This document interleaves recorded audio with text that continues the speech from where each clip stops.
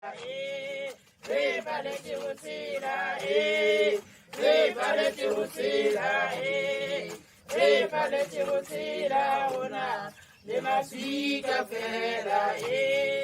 mom taught me to sell at a spaza shop. She ran a hair salon. I pretty much learned entrepreneurship from my mom's. Umntu ngumntu ngabantu. That on your own, you can't really do it. You need the support of those around you. You will have a network of people, a network of communities, and a society that will make sure that you count.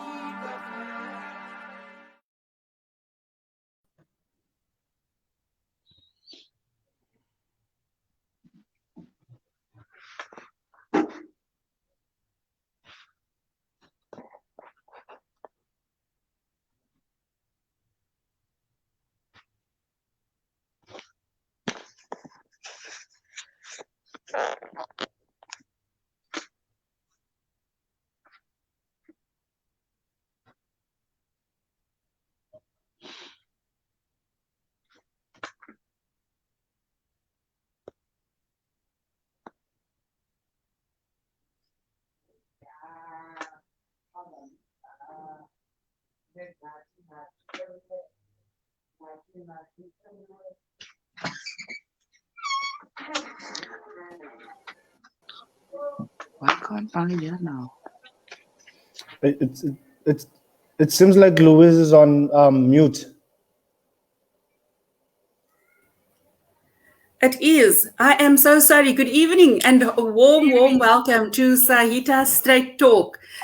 This is a weekly discussion program that we have where we discuss all issues that are pertinent to the informal trading sector. Now, last week, we started our very, very interesting discussion about the Township and Rural Entrepreneurship Program. I want to remind you that the Saita Straight Talk series is powered by Saita, the South African Informal Traders Alliance. So I've had many questions over the last week asking me, what exactly is the Township and Rural Entrepreneurship Program?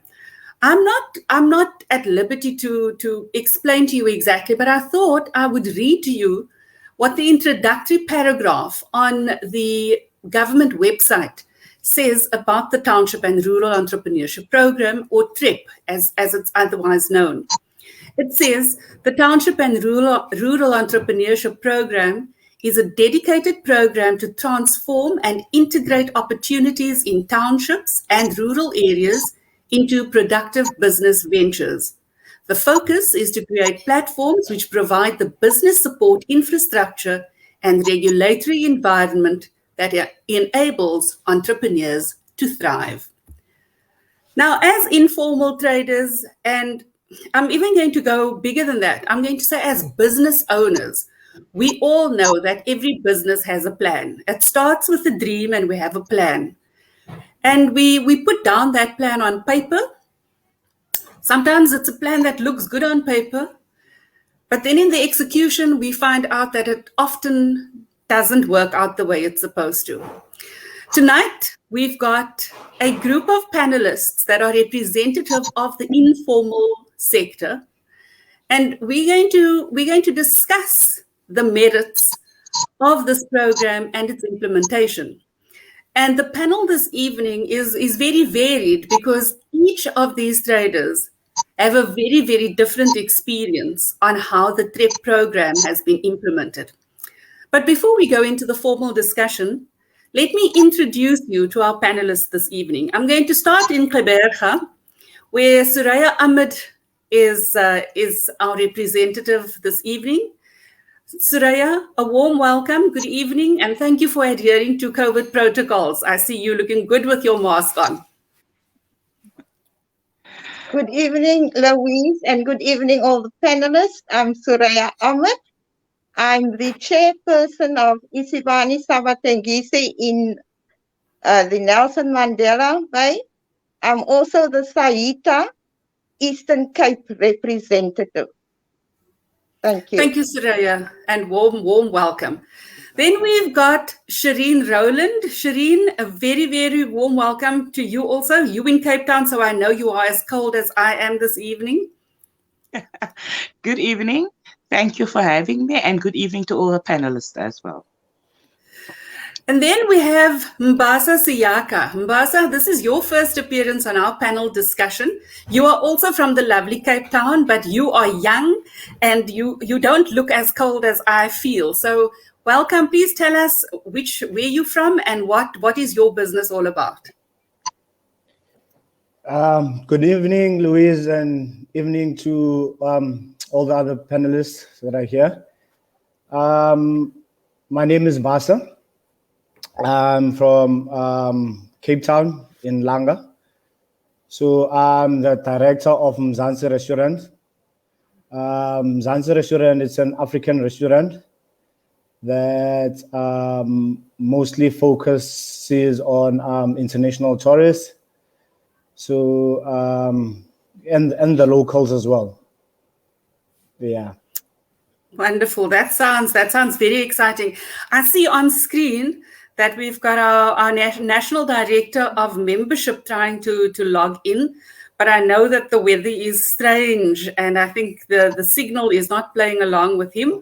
I also know that our Deputy President of Saita is also trying to log in. So I know that back office is trying to get him connected. But in the meantime, we are going to continue with our very, very interesting discussion. We have had an apology from the CEDA due to prior commitments. They've just let me know that they will be unable to participate in tonight's discussion. But whatever issues that arise from this discussion will be taken up to them and it will be discussed in a follow-up discussion that we have twice a week. So let's start with Soraya, since you're number one on my screen. Let's start there.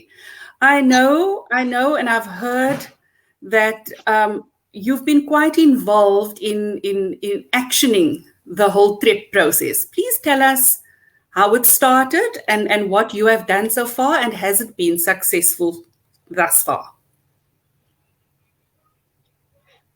Yes, Louise. September last year, we got a call from our municipality telling us that CEDA would like a workshop with all the informal traders and SMMEs. And they introduced the TREP to us.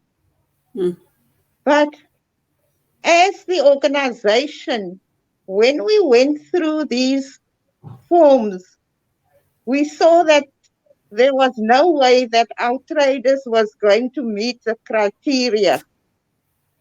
First of all, it was an online application.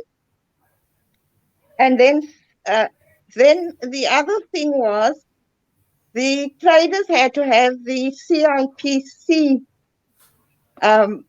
certificate.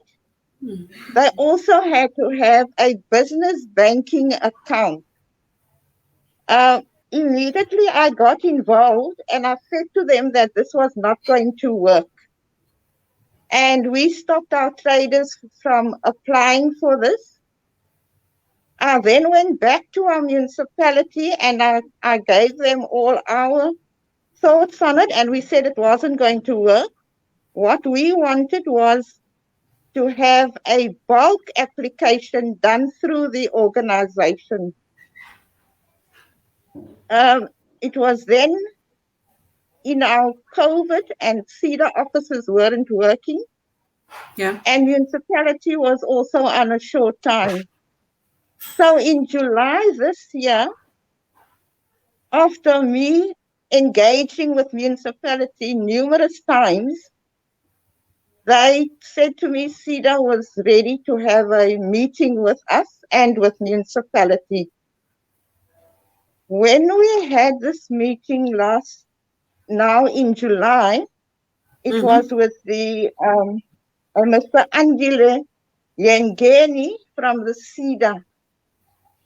And he came up with the same thing, that we had to have a CIPC and a business banking account. And the reason for the CIPC was so that they could have a database of the informal traders. I then said to him that CIPC was waived and it was not necessary for that. And I also said that it wasn't, if our members were, we as the organization do have a database, then the municipality should have a database. And I don't see why that was necessary for them. After the long deliberation, he then said to us, he will go back and find out whether the CIPC was waived and whether our demands was realistic to them. 2 weeks ago, the municipality then said to me that, you know, the CIPC was waived. Okay, we've just seemed to lose Suraya also. Mbasa, I know you have applied. Take us through your process. When did you hear about the whole TREP program? And how did you apply, and what has your experience been thus far?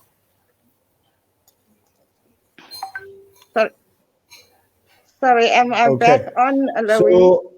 Sorry, Suraya, we've just moved on to Mbasa. I'm going to come back to you and give you an opportunity to finish. Let me just hear from Mbasa now, please. Mbasa, you can go ahead. Okay. So the TREP the TREP grant, I got to hear from it from a close friend of mine who is a service provider for Saita. So he does trainings for upcoming business business people and upcoming entrepreneurs. So he also used my space to do these trainings. So that's how I got to hear about this grant. It was still an online application then. I think it was about 10,000 for all the businesses, right?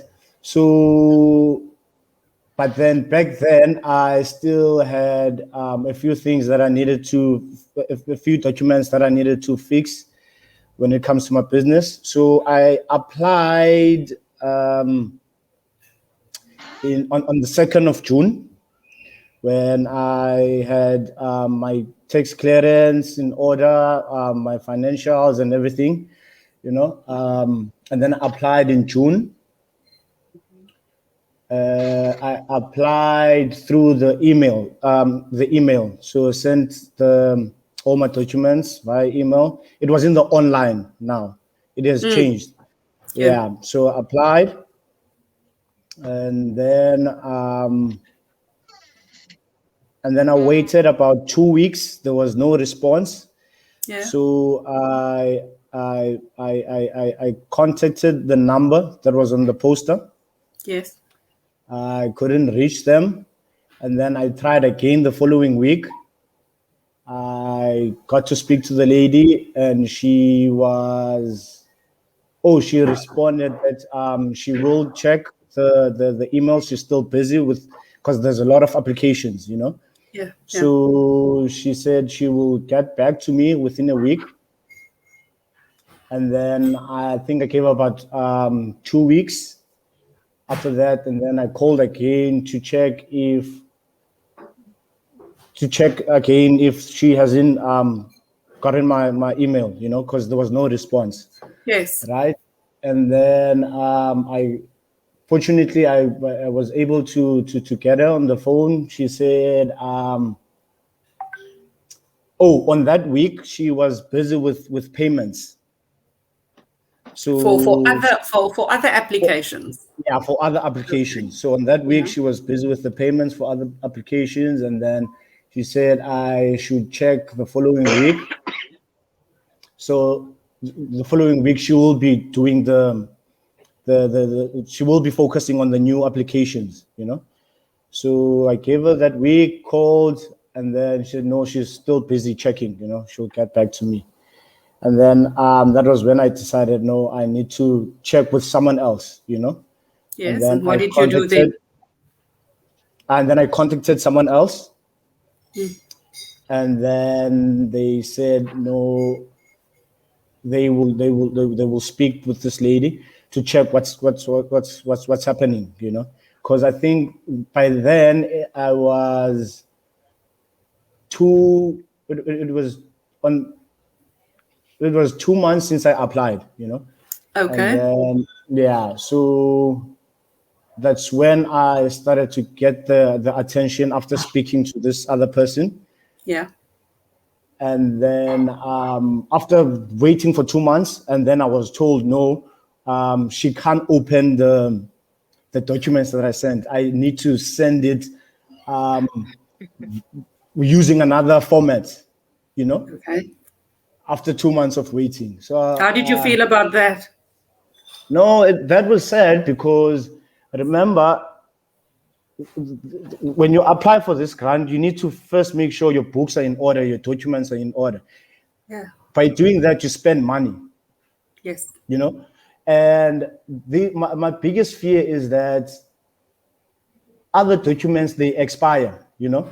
So after applying in 2 months, and then I only get told that, no, I need to send them using another format, you know. I was a bit disappointed in that. So I had to go and scan the documents and then send them using another format. And I sent them on the day, on the same day, and then called to check if the format that I sent them it's correct. And then she said, yes, I will. Yeah, I'll have a look at them, you know.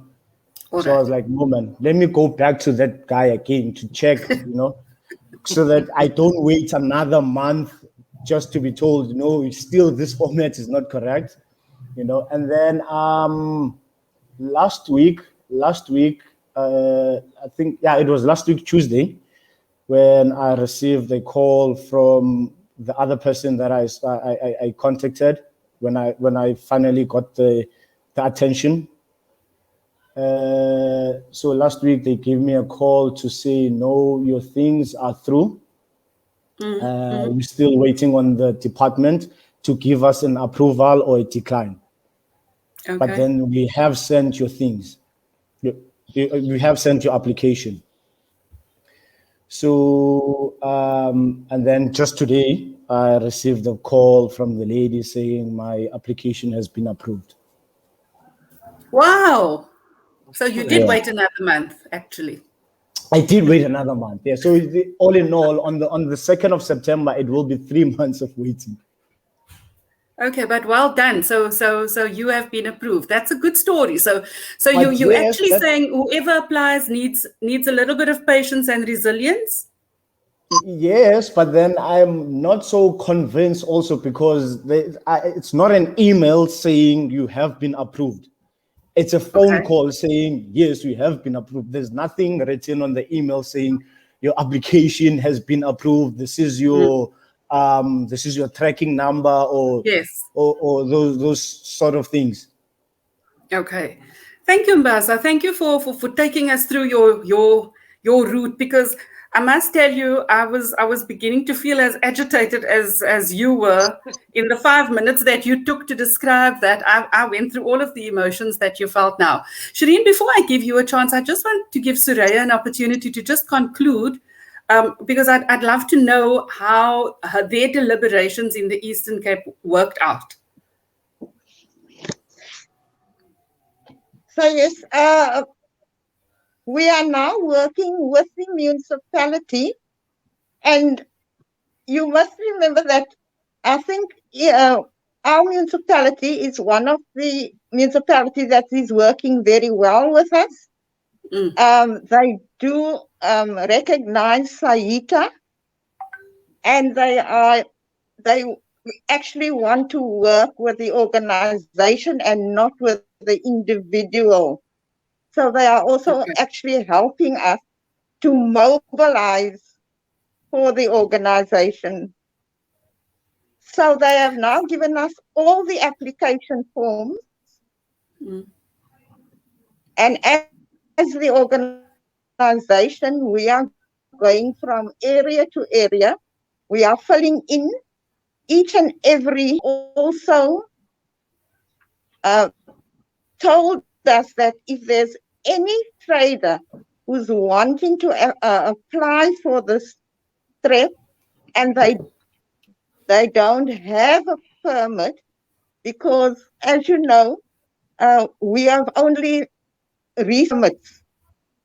So now as the organization, we are helping these traders to fill in the applications as well. So we've been guaranteed by the municipality that they will be issued their permits so that they can qualify for this TREP. Soraya, thank you for, Sorry, I was going to ask you how many applications have you been able to put through already? Louise, at the moment we've done 100 because we are going from area to area. So we've started with the most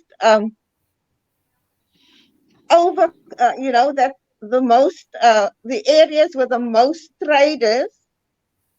We started in those areas, but there is still many that we have got to go and do.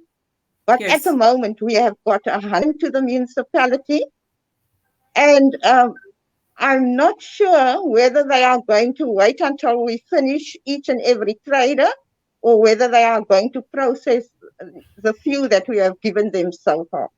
Okay, all right. So up until now, where you are in the process is you've gone through the teething phase, and you've found your groove with the municipality. You've started the application process, but nobody has heard back yet. Is that a good summation of where you are? Yes, that is correct, Louise. Okay. Thank you. Shireen, now I want to hear from you. Your feelings on TREP, and have you had a similar experience? Well, we haven't had any interaction with our DAC managers regarding the TREP, because what happens in our market is that people have very little faith in the CEDA projects, what is the funding of CEDA, because I remember we did a training about 9 years ago. We never got our funds, or never the equipment and the materials and stuff, and then there was a small funding that went with that. But prior to that, we had about 10 ladies that participated also in a similar project that was funded by SEDA, and only one of them got paid. So in our market, if the rumor spreads, it spreads like wildfire. When they don't forget SEDA, then you cannot. First, you need to get a grouping and get them approved, then we will. But that is not the only challenge. In my market, there is very little people whose businesses are registered at the CIPC. You understand? Okay. So that is a challenge in itself, trying to persuade them. But with COVID and business being on the level that it is, it's constantly just declining in our market. So finances to have these things done is a challenge. And because our organizations in Town Center, the area where I trade, and the Mitchell,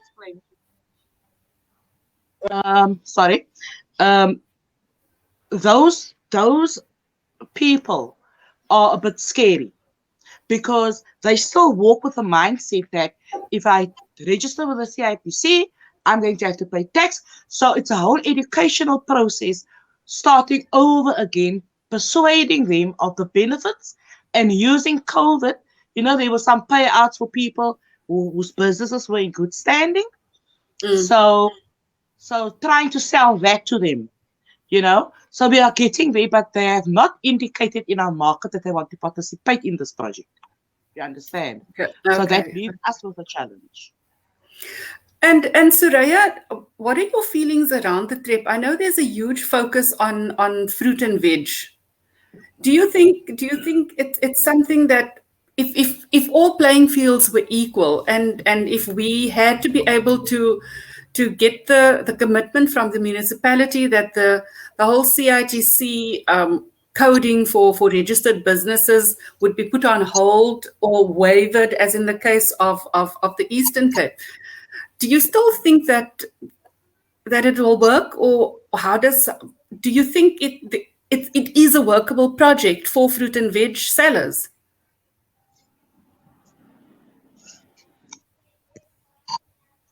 Shireen? Louise, the CIPC has not only been waived for the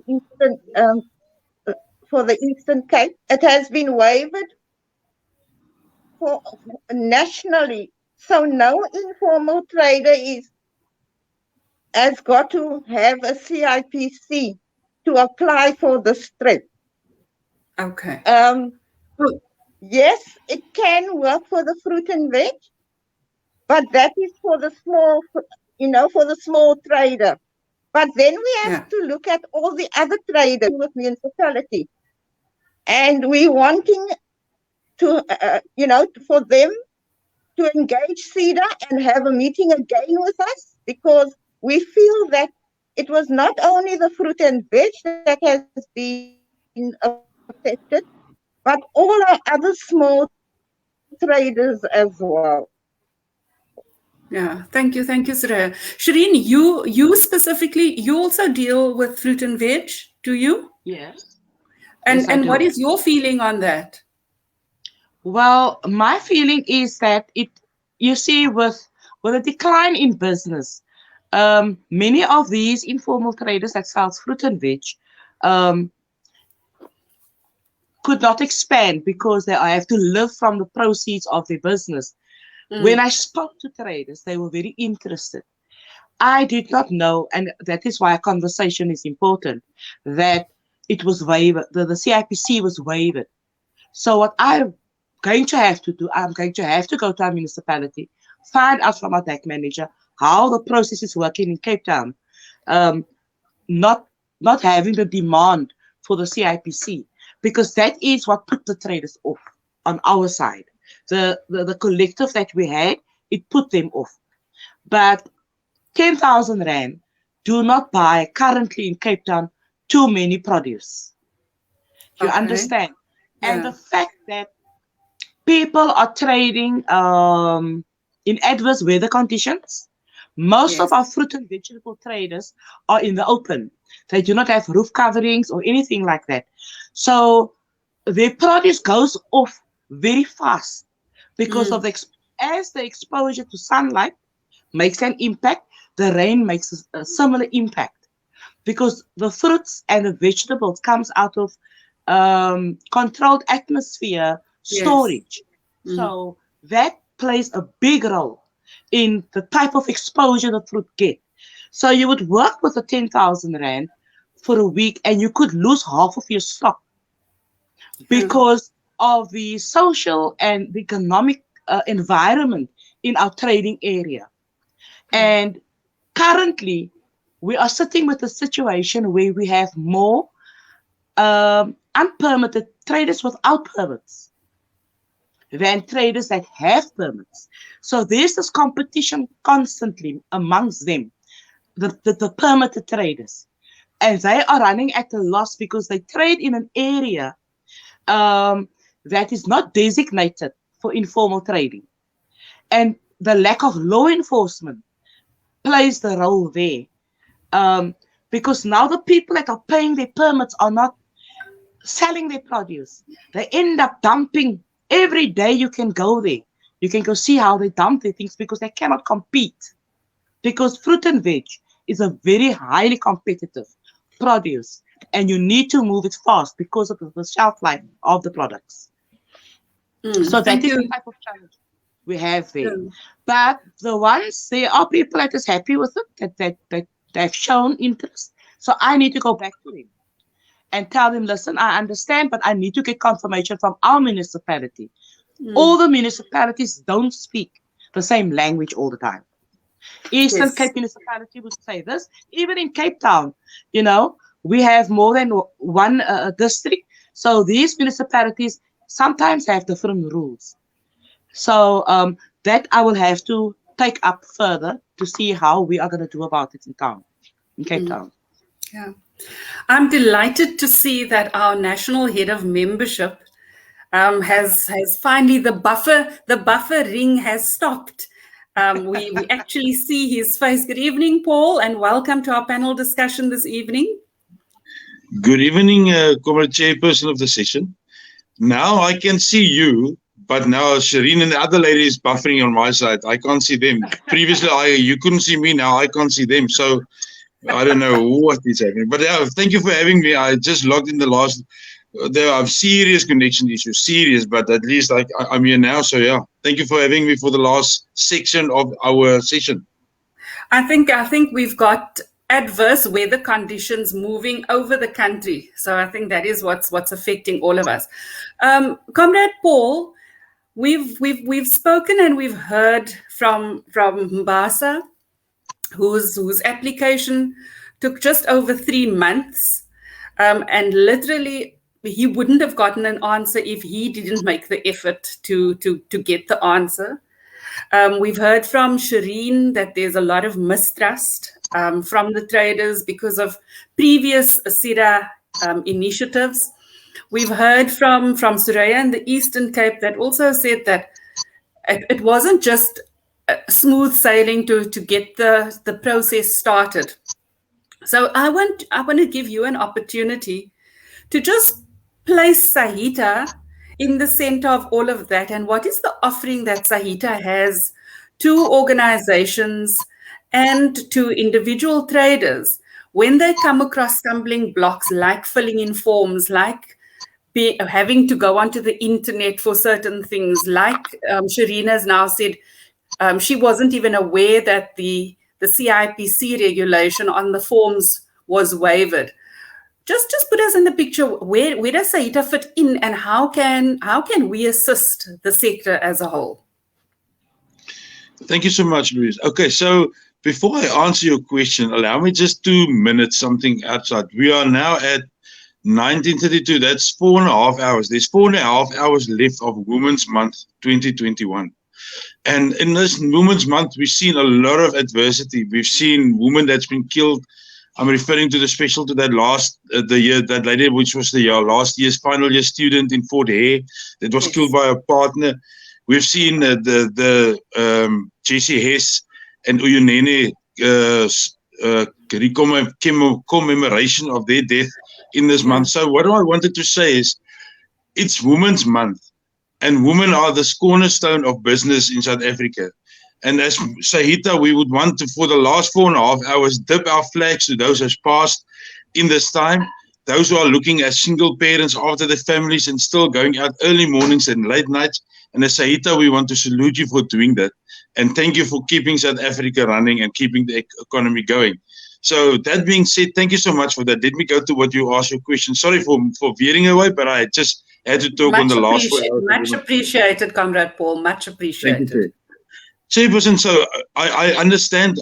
Fortunately, because what I do is I'm party and I was privy to the subjects of tonight, so I know what it's all about. Unfortunately, I didn't hear the inputs, but you've enlightened me and you've given me 2 or 3 issues, and I think this is exactly where Saita fits in. Comrade Soraya talked that she didn't even knew about certain issues on the waiver of permit, that she wasn't aware of those.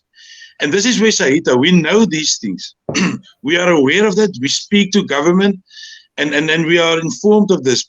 Yet our people outside doing the work, doing the applications are facing the brunt of these, call it documents, red tape and bureaucracy in getting a small little business registered or a little bit of funding.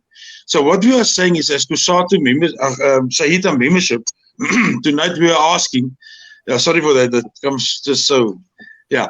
Saita membership is to join Saita. You see the number underneath, membership at saita.org.za, or you see the cell number that's on your screen.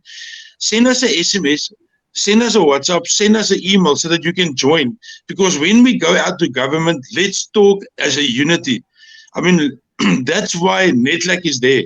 NETLAC speaks on behalf of all the workers and business. Now, fortunately, we are part of business, and we can speak on behalf of the small business and informal sector at NETLAC, but we need numbers. And we need people to assist us to be a strong force in the economy. I always say this, and I will just reiterate this.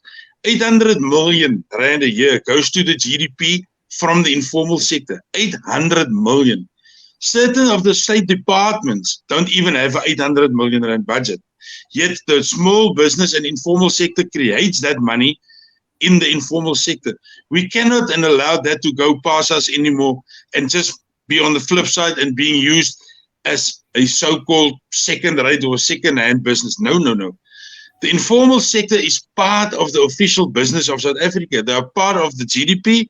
They talk of the GDP, and the 800 million is not small change. So we are asking as membership and myself as the Saita, national head, join Saita so that we can speak on your behalf. When that document comes and you are not aware of how to fill it in or you have an issue, talk to me, talk to us, and we can assist you as a member of Saita to get that little small, issues done. They always say it's the small little jackals and the small little issues that eats the vine. Let us help you to sort out that small little jackals in the vine so that you can become the big farmer that you are supposed to be, or the big person and the big business that you are supposed to be. Let us do that for you. But for that to happen, join Saita, become part of the biggest organizing environment in the informal sector. And then, we can move mountains. National government has called Comrade Rashida, our national president. She's been in a meeting with our president based on what we do. Can you imagine the successes we can have when we have a 3 or 4 million rand members, a membership count with a database, and we can go to government and say we're speaking on behalf of 4 million traders. And this is what we put on the table. Not what the government offers us, but what we put on the table to government and say, this is what we put on the table, this is what we want, and we can achieve. So what we are saying is, please tonight, fill in those forms, speak to me, send the SMS and emails, become part of Saita, the biggest, organization, and it's our motto, nothing about us without us. Let that become the motto of South Africa. Thank you, Comrade Louise.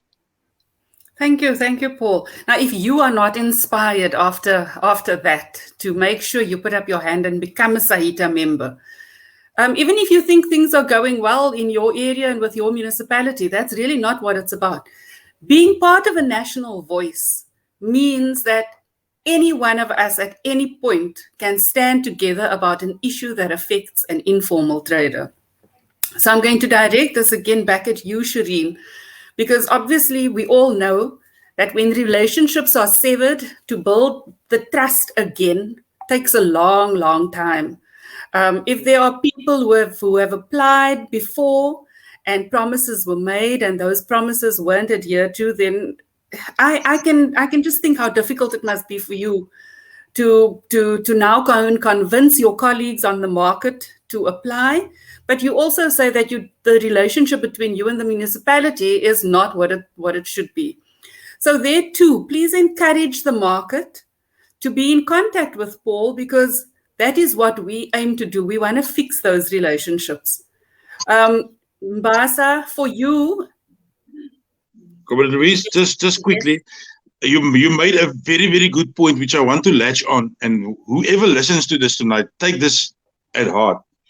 You are saying some people have good relationship with their municipalities and they don't need, so they feel there's no need to join Saita. We are on the fortnight or on the ground of the national elections, which is possibly going to happen on the 22nd of October or even in February. But let's say it happens in October. Any person sitting here tonight and listening to us, and even some of our panel in the municipalities that you are not sure that after the 27th of October, your same people is going to be in charge of that municipality. You cannot confirmed it. And this is where the problem comes, as you made a good point, Louise. There's a certain agreements and promises that's made, and people do things now. When the news, maybe there's a new dispensation or a new leadership taking over, they don't honor that. Who are you going to talk and call? Because those people that you had befriended or your allies are gone, they are voted out. And this is why we are saying is join Saita for that specific reason. We will be the voice of the voiceless. And if you do have an issue in your municipality and it does being taken over by another political party or an independent or organization and they don't honor those agreements that you had, we will be in the position to negotiate on behalf of our members to make sure that the agreements which was beneficial to you at the time when they were still, the previous people was in charge or in control, we can then negotiate to make sure that those agreements are honored by the new government or the new municipalities or districts. And you're not sure if that's going to be happening like that. If you look at the political landscape as we're sitting here tonight, nobody is sure that the ANC is going to win certain areas that they used to be in strongholds. People are angry. You don't know who you are going to get. And I'm not putting a political speech. I'm just saying is everyone sitting here tonight cannot be sure that they're going to be having the same municipality that they have currently as we speak. So as joining Saita, we are the only one that's going to be there. We are apolitical. We are not part of any political organization. So allow us to speak on behalf of the people that's marginalized by whoever takes over and whoever comes with the organization and the new plans and systems, so that we make sure that whoever was there in the previous dispensation still benefits from what you had when you had that agreement. Thank you, Louise. Thank you. Thank you so much, Paul. Shireen, you wanted to respond to me? Yeah. Now, I wanted to respond to what Paul was saying now, which is important. I will just make a very short example. We have been for 20 years, we've been in a process of relocating traders to make our market operate more efficiently, and the community and formal business, everyone to benefit from it. But with every election, it was set back. And the last part of our mandate of 20 years ago was a storage facility, which is still on the table. Every time we get a new DAC manager, we get a new department and all that, and it has taken them 20 years. So I would want to encourage people. We have a tool. We have a platform. Join the platform. Even if it means that all of us must go out there and register people or sign them up as members, this is the platform that we've been waiting for. We've been waiting for decades for this platform to take us forward. Thank you, Shireen. Mbasa, when I chatted to you earlier, I specifically asked you whether you belonged to a specific informal trader organization. And it's also your first time that you're sitting around this table with us. And I'm sure we're going to see lots more, because at some point you're going to, when COVID is over, you're going to invite us to your restaurant, aren't you? Most definitely, yes, yeah. Yeah. So I want to know if what you've heard here this evening, does that encourage you to put up your hand and say, yes, I want to be part of this movement called Saita? And do you think that you would want to encourage anybody else that is starting a business or that is an informal trader at the moment to also become part of such a voice? Yes, because like Shireen was saying that a lot of small businesses they have problems when they apply for these grants. These big organizations, they come to you and tell you to do the trainings. Like for instance, NYTA. Just last week, I was attending an NYTA function.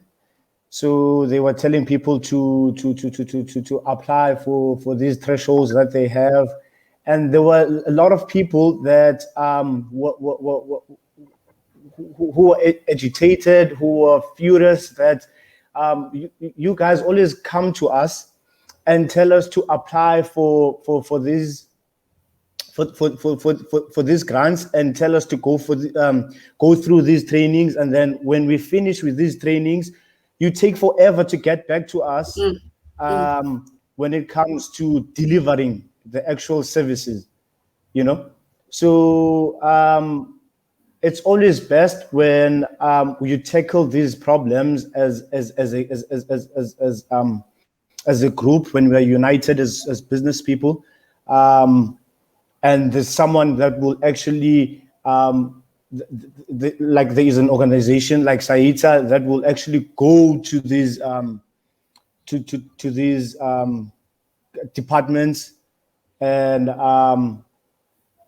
tell them, that people are complaining, Yes. and deliver the services that you promise the people, Yes. So yeah, I'm one of the people that will definitely spread the word to to tell them to join the Saita.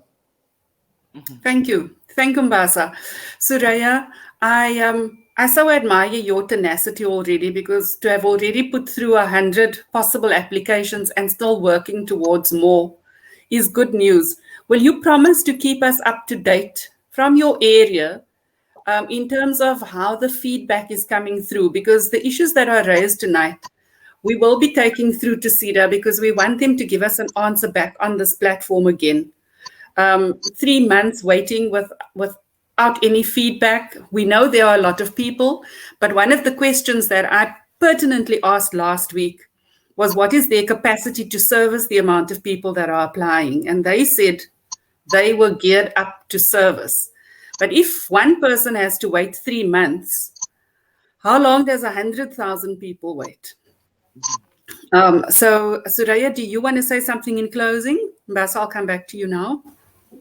Okay. Yes, Suraya? Shireen. I agree with Comrade Paul.